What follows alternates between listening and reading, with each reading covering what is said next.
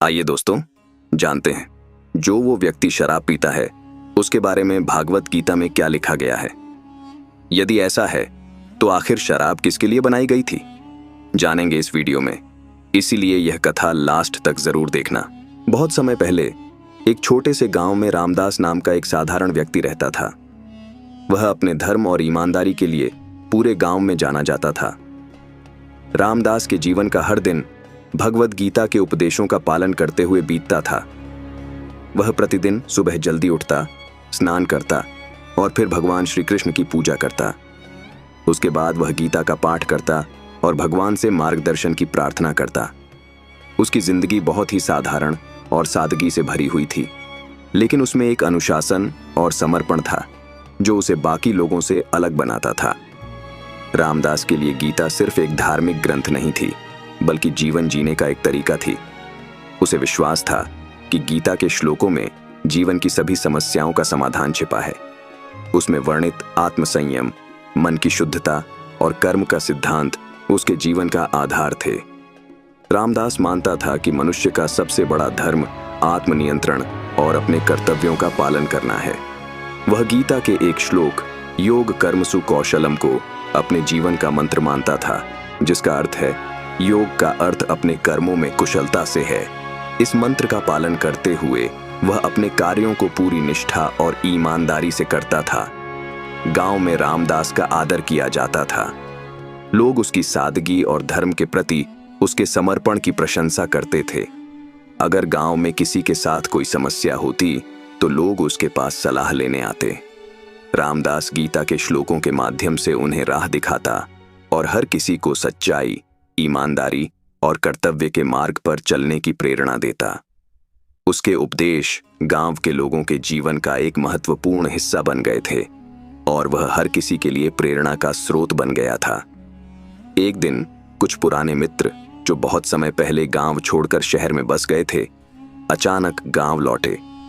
रामदास अपने इन दोस्तों को देखकर बहुत खुश हुआ। ये वे दोस्त थे जिनके साथ उसने बचपन में कई खेल खेले थे, कई हंसी मजाक किए थे। लंबे समय बाद अपने मित्रों से मिलना उसके लिए एक सुखद अनुभव था। वे सभी एक जगह इकट्ठा हुए और पुराने दिनों की बातें करने लगे। वे अपने बचपन की शरारतों को याद कर हंसी मजाक में डूब गए। रामदास ने अपने सादगीपूर्ण जीवन के बारे में बताया, जबकि उसके मित्रों ने शहर के अपने रंगीन जीवन के किस्से सुनाए। कुछ समय बाद उसके मित्रों ने कहा, रामदास, चलो आज हम इस पुनर्मिलन का जश्न मनाते हैं। हम सभी ने बहुत समय से साथ में कुछ खास नहीं किया है। इस खास मौके पर शराब पीते हैं और अपनी दोस्ती को एक नई ताजगी देते हैं। रामदास ने तुरंत मना कर दिया और कहा, मित्रों, मैंने कभी शराब नहीं पी है और न ही मैं इसे उचित मानता हूं। भगवत गीता में श्री कृष्ण ने आत्मसंयम और मन पर नियंत्रण की बात की है। मैं नहीं चाहता कि कुछ ऐसा करूं जो मेरे विवेक और मेरी आत्मा के विरुद्ध हो। लेकिन उसके मित्रों ने जोर दिया, अरे रामदास, ये तो बस एक रात की बात है, इसमें कुछ गलत नहीं है। हम सब सिर्फ अपनी दोस्ती का जश्न मना रहे हैं, इसमें कोई बुराई नहीं है। क्या तुम अपने पुराने दोस्तों के साथ इस खुशी के मौके पर भी थोड़ी रियायत नहीं बरत सकते? रामदास का दिल अपने दोस्तों की इस बात से पिघलने लगा। वह सोच में पड़ गया कि एक बार शराब पीने से शायद कुछ भी गलत नहीं होगा। वह भी अपनी मित्रता का सम्मान करना चाहता था। उसने सोचा, शायद आज एक बार उनके साथ यह खुशी मना लेने में कोई बुराई नहीं है। आखिरकार उसने अपने दोस्तों के आग्रह में आकर शराब पीने का निर्णय ले लिया। जैसे ही उसने शराब पीना शुरू किया, धीरे धीरे उसका मन और विवेक कमजोर होने लगे। वह अब खुद पर काबू नहीं रख पा रहा था। उसकी सोचने समझने की शक्ति धीरे धीरे धुंधली होने लगी। उस समय उसका मन उसे सही गलत का भान नहीं करा पा रहा था। शराब का असर उसके विवेक को घेरने लगा और वह खुद पर नियंत्रण खोने लगा। उसके दोस्तों ने भी उसे और शराब पीने के लिए प्रोत्साहित किया और देखते ही देखते रामदास का पूरा व्यवहार बदल गया। शराब के नशे में उसने कई ऐसे काम किए जो उसके सिद्धांतों के खिलाफ थे। वह जोर जोर से हंसने लगा, दूसरों का मजाक बनाने लगा और अपने दोस्तों के कहने पर उसने कई झूठ भी बोले। वह वही रामदास नहीं था जिसे गांव के लोग जानते थे। उसका यह व्यवहार देखकर उसके मित्र भी आश्चर्यचकित हो गए, क्योंकि उन्होंने भी कभी नहीं सोचा था कि रामदास ऐसा व्यवहार करेगा। अगले दिन सुबह जब रामदास का नशा उतरा तो उसे रात की हर बात याद आने लगी। वह बहुत शर्मिंदा महसूस कर रहा था।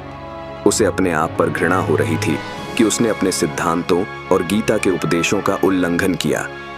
उसे याद आया कि श्री कृष्ण ने भगवत गीता में अर्जुन को कहा था कि मनुष्य का सबसे बड़ा शत्रु उसका स्वयं का अनियंत्रित मन है। उसने गीता के श्लोकों को याद किया जिसमें कहा गया था कि आत्म संयम और इंद्रियों पर नियंत्रण रखना चाहिए ताकि हम अपने कर्तव्यों से न भटकें। रामदास ने अपने आप से कहा, मैंने अपने विवेक को कमजोर कर दिया और अपने मन पर नियंत्रण खो दिया। मैं जानता था कि गीता हमें सिखाती है कि नशा करने से हमारा मन और आत्मा अशुद्ध हो जाती है और हम सही गलत का भान खो देते हैं।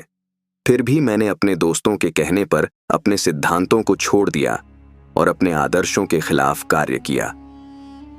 रामदास को गहरा पछतावा हुआ। उसे लगा कि उसने अपने जीवन की सबसे बड़ी गलती की है। उसकी आत्मा में बहुत पीड़ा थी और वह भगवान से क्षमा मांगने लगा। उसने अपने आप से एक संकल्प लिया कि वह फिर कभी शराब या किसी भी प्रकार के नशे का सेवन नहीं करेगा, चाहे परिस्थिति कैसी भी हो।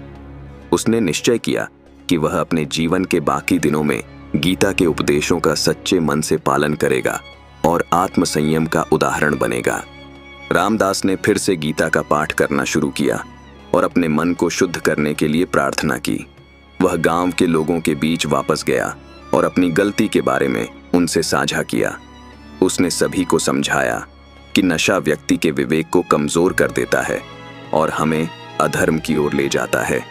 उसने गांव वालों से भी आग्रह किया कि वे सभी नशे से दूर रहें और अपने जीवन में सच्चे धर्म का पालन करें।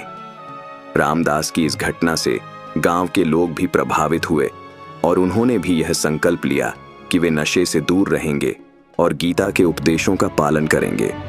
इस प्रकार रामदास की गलती ने उसे न केवल एक नई शिक्षा दी, बल्कि पूरे गांव को एक नया जीवन दर्शन भी दिया। गीता के उपदेशों के माध्यम से उसने आत्म संयम और शुद्ध आचरण के महत्व को समझा और जीवन में सच्चे धर्म का पालन करने का संकल्प लिया। इस कहानी से यह शिक्षा मिलती है कि गीता के अनुसार आत्म संयम और इंद्रियों पर नियंत्रण रखना अति आवश्यक है। नशा व्यक्ति के विवेक को कमजोर कर देता है, जिससे वह सही और गलत का भान खो बैठता है। गीता हमें सिखाती है कि अपने मन और इंद्रियों को नियंत्रित कर हम अपने कर्तव्यों का सही पालन कर सकते हैं।